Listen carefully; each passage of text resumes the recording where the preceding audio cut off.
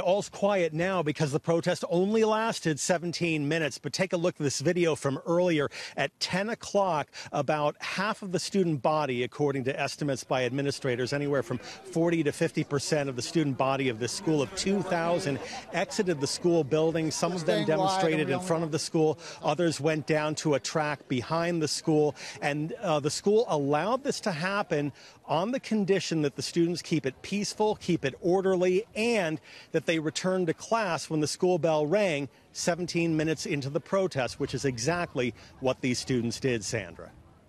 How are school districts responding to these walkouts today?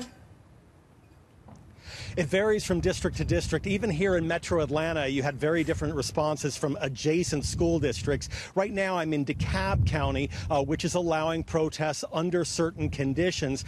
Same thing for neighboring Fulton County, which recently tweeted, some Fulton County school students will honor and memorialize the Stoneman Douglas shooting victims in Parkland, Florida, in various peaceful, non-political ways for 17 minutes on their campuses on 314. This event is not open to the public, parents, but will be teacher supervised. Meanwhile, some schools in the northern Atlanta suburbs of Cobb and Gwinnett County are discouraging students from walking out. Gwinnett County releasing a statement saying, while free speech is a right we respect, students cannot be allowed to disregard school rules. If they do, they face consequences, not for their message, but for their behavior, being tardy to class, missing class, or creating a disruption to the school day. Gwinnett County Schools going on to explain that they feel that if they were to sanction one walkout for one group, they'd have to approve walkouts for any group or open themselves up to litigation. Sandra? Got it.